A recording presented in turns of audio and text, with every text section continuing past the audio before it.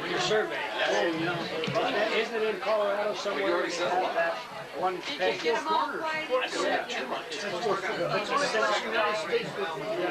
the states intersect at right angles, and then they work from there. It's Colorado, New Mexico, Arizona, Utah. Are you ready?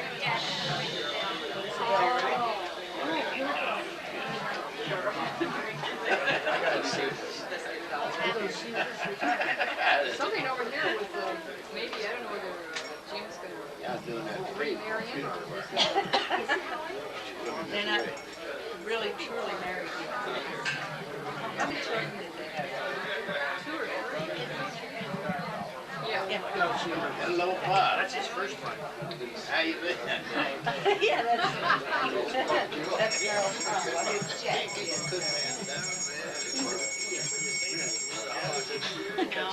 Bob, this is my wife. Not for long if you don't watch it. His You should have run in there, man. You should have run in there. Sorry, Nancy can't be here. She's out sitting out.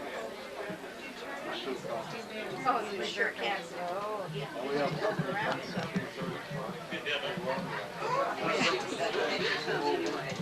You didn't bring me a sandwich or nothing? You don't make I much was just looking for a sandwich. I ain't have my teeth in, man. Well, I'll see you later.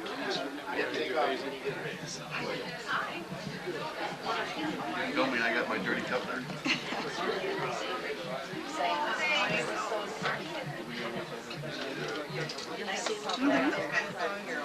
What were you and Helen laughing about? You know, She was turning the page.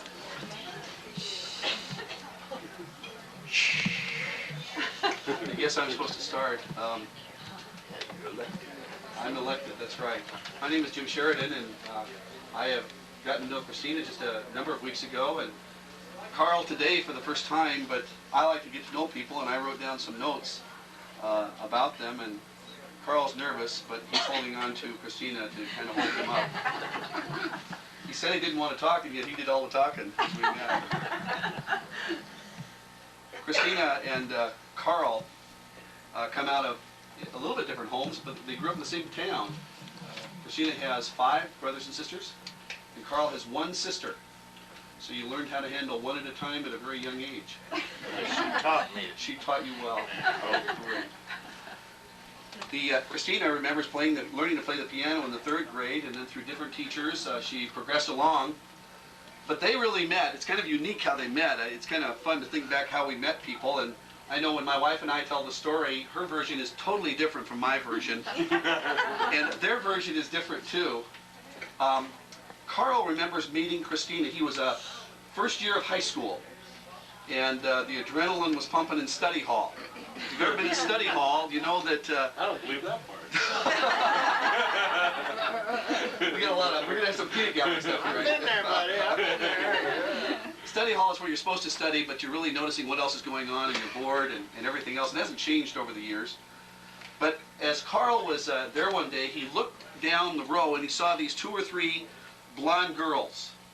And Christina happened to be one of them, and the thing that, I'm not sure if it impressed him or what, but she rolled her eyes when he looked at her.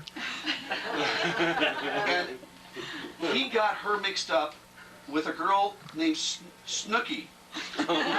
He wasn't even sure which one Christina was. And so that was the beginning of the way he noticed her. But hers was a little bit different. She noticed Carl because as she would look out the window, he was always outside on his knees. Now, he wasn't on his knees praying.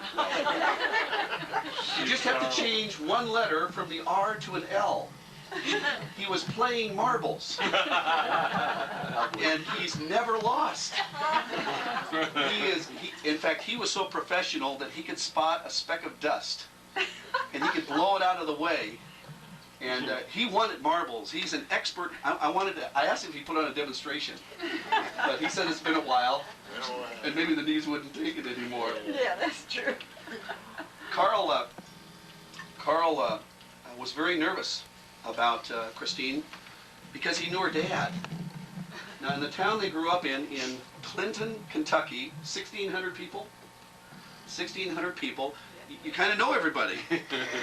And her dad would come down to the grocery store, or the I guess it would be kind of like an emporium, but a small emporium. It had everything. Had everything, and on Saturday he would cut hair. Carl never went to him for a haircut. Might have cut his hair. You're a smart man. Christina's dad is 6'3". Now, it doesn't take a whole lot of figuring to know that Carl's probably about 5'9", 5'10". 6'3" looks awesome Yeah. when you're about 15, 16 years old. And so he was a little bit nervous. But Carl wanted to meet this young lady. And he couldn't do it by noticing her, and when she'd look at, she'd catch his eye, she'd roll her eyes. That's all he remembers. Roll her eyes. Oh, how disgusting, he thought. But Still is making headway. she rolled her eyes more often, right? But what was interesting is, being a strong, macho man, he encouraged one of his friends to go ask her, or to go tell her that he wanted to date her. Instead of doing it himself, he told one of his friends, one of the friends told her. And Christina, being a very proper young lady, thought to herself that if Carl wants to go out with me, he better ask himself. And so Carl one time came up to her and said, this was his invitation. I almost came over last night. And you see, he was feeling out the situation a little bit. And you know what she said? She said, why didn't you? That began their relationship. He proposed, they dated off and on for 6 months. He proposed 3 weeks after they started dating regularly. Their times were a little bit different as to how far it was before he started. So you split the difference.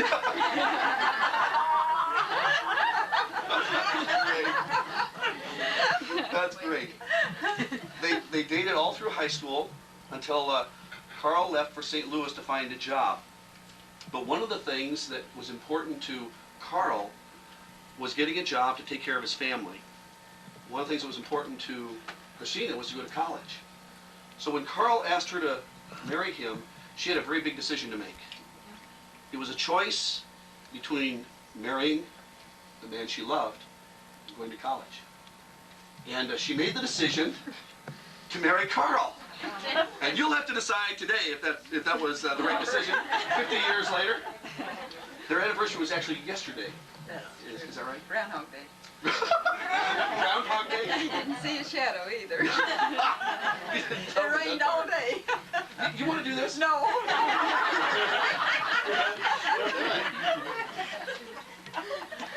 For someone who didn't want to talk much, he told me most of this stuff. She married Carl before finishing high school, and this is unbelievable. He was in St. Louis, about 200 miles away.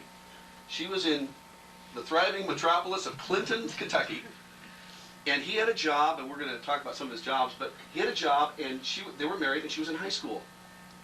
They lived separated for the first 3 months of their marriage. Maybe we ought to do that with couples today. Exactly. Oh, wait a minute. Because 3 months of being separated A few days together. is worth 50 years of staying together, wouldn't you say? But I thought that was interesting, and he would come up probably on weekends, and Or I went up. or you went there to see him, but that was their married. Are you turning red, Carl? No, I'm just getting hot. Bring back old memories. Me too, so we're even.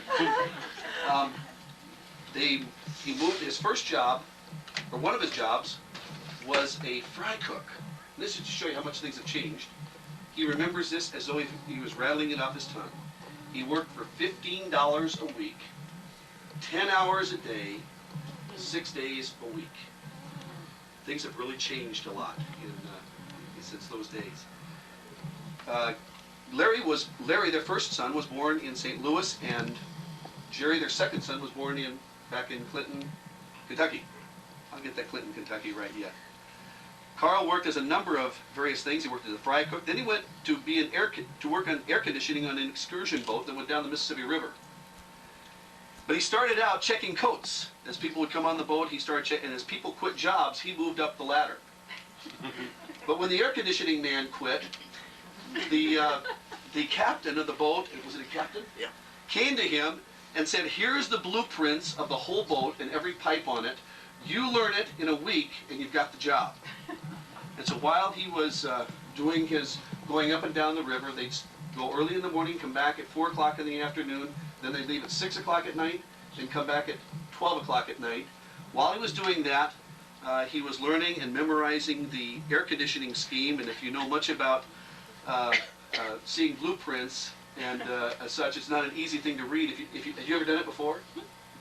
First time. That's about the first time, I think. Then he became a cook on a train for 1 year. He also worked in a grocery store in Tennessee, and then he started at a grocery store, and then they moved him in about 3 or 4 different stores, as grocery chains are known to do. And then he quit the grocery job to go back to Kentucky to become a long-haul truck driver. That became very, very tiring. Then they opened a sandwich shop and then a dinner place, but it was a small town. And finally, a friend moved out to California and told Carl about driving for Greyhound. And so in 1951 or 52, he moved out to California and he drove 21 years for Greyhound. Christena, I tried to have her tell me some of the things, and she just said, well, I learned pretty much to be a housewife, and then she worked in retail sales, and then for 21 years, I think it was 21 years, for Hewlett-Packard in electronics. They were in the San Jose area, and then, I didn't ever find out how long ago you moved here. 13 years ago. They have 2 sons, Larry and Jerry, and they're very close in age. One is 49, 48. I asked Carl if he had more, and he said, no, that was plenty. Fine. They have 4 grandchildren and 3 great-grandchildren. Christena remembers that Carl was gone on the road a lot. And of course, if you've ever been around long truck driving and driving for Greyhound, there are a lot of trips. And she remembers that the raising the children, it was always fun to look forward to Carl coming back home and the reunion times. And she doesn't remember the times him being gone as much as she remembers the time of him coming back, and the joy, the reconfirmation of that relationship. And a lot of it is how we look at life and how we look at the good things and the bad things, or the things that we don't like as well, seem to fall into place. He left, and then she shared this, so he may be very embarrassed when she shares this. She says, Jim, Carl is a peach of a man. I couldn't have had Sick today. And she enjoyed raising her children, being there for Carl. I also asked them, because 50 years is a long time. I don't know if I'll make it to 50 years in marriage, live that long. And in the day and age where we live in throwaway relationships, throwaway marriages, this is a marriage that has stayed together. They have not agreed on everything. In fact, there's been a number of things they've disagreed on, but they're 2 or 3. But I asked them, what kept their marriage together? Because we can all learn from this. What is it that keeps marriage together? And Carl said the word determination. He was determined that when things didn't go well, he had given a commitment to this lady 50 years ago to stay married to her. And when those difficult times came, he didn't remember anything else but the commitment that he made in front of her and in front of the minister, whoever, I never found out who married you, but that commitment to be determined to stay with her. And I asked Christena, I'll get it. I'm not nervous, can you tell? I asked Christena the same question, and she said, determination to our commitment. When we got married, we knew there was the whole idea of being in school, and I knew I was giving up the idea of going to college to be married, and I understood that from the beginning, and there was a commitment and determination to stick by this commitment. Oh, we could preach a sermon on that, couldn't we? But she also said that at times when she met discouraged, not only did the determination help her, but she has this relationship with God that has helped her through those times, and the Lord helped her in her commitment to meet their needs. I asked Carl, would he give any advice today? And he said yes. That those who are getting married, well, first of all, he said, I said, what would you tell someone getting married? And he said, don't. But there was this sly little smile on his face that I knew was not true. And he said, put effort to your marriage and stay with it. He says he feels that the reasons marriages don't make it today is because people don't want to work at it. They don't want to put the effort into it and then stay with it no matter what. Christina said this, my love for the Lord to allow him to bring me through anything that God brings into our lives. See, commitment, trust, a relationship of saying that we can make it, and they have. Their relationship, the last thing they shared, has been worth it all. And we're gathered today to honor them because these are the kind of relationships we don't see enough of. And what we really ought to do is get the Sacramento Bee and the Sacramento Union, and I'm down the Sacramento area, maybe there's an El Dorado Bee and an El Dorado Union, I don't know. And really, this kind of relationship ought to be on the front page with an interview of some of the things we've talked about here, so that young people thinking about marriage would know what holds a marriage together. But the thing that goes on the pages are all the promiscuity and everything going on in our world today. Here's a marriage that has lasted. And we can learn a lot from them. And so at this time, I'd like to turn over to Jack. Jack is going to come and give a toast. Would you stand with me? Carl and Christina, I'm here.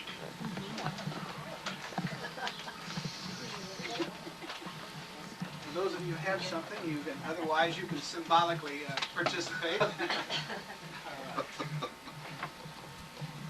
We're here today to pay honor to a couple that we all love, and who through the years have been known probably most of all for giving a helping hand where it was needed, and always accompanied with infectious smiles.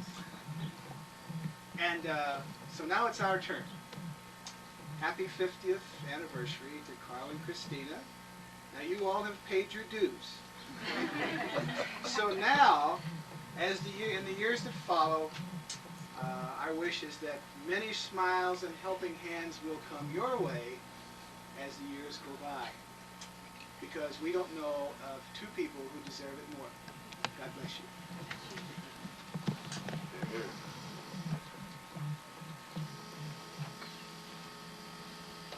Now I think I'll cry. Now's the proper time.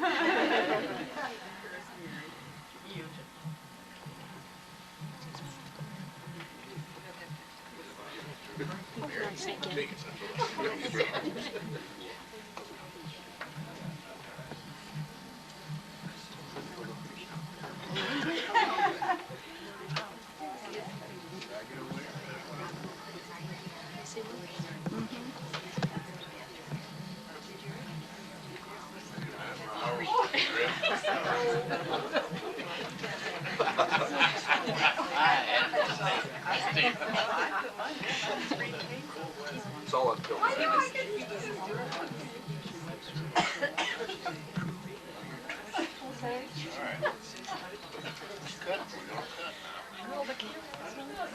Gonna throw it in his face again? No, we're not.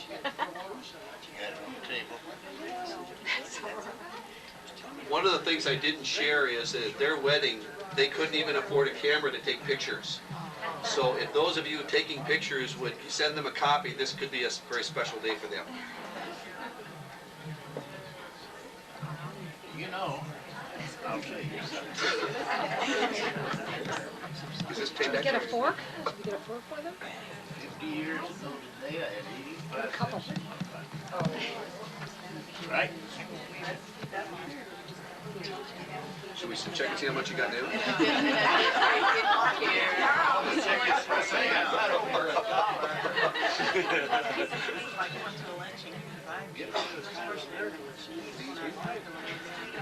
Gently.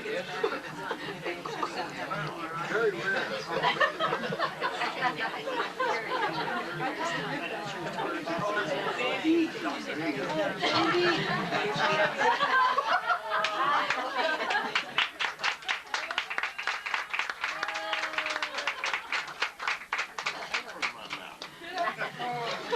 did. I saw a little. Yeah, that was something like that. Okay. Is that it? That's it. All right. In a minute, I did.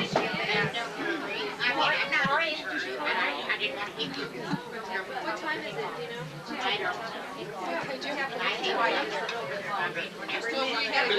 Could everybody be quiet just a minute? They want to say something and such.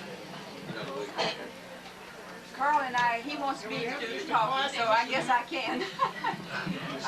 We want to express our gratitude for the fact that you would even take time out to come and share with us. It means a lot to us. Our friends mean more to us than even money does, because without friends, I don't know how Carl and I could have made it through. So we appreciate your sharing with us today, and thank you all for coming. So, on with it. On the road here. Sometimes talk to you when there's not a big crew around.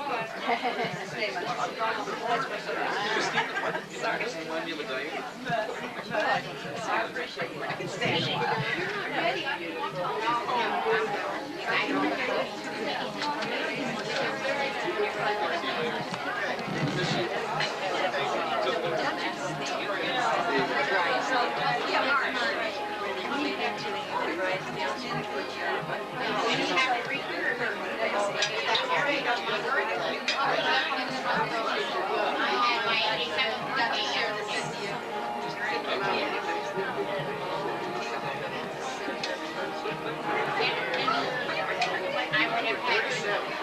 I would have had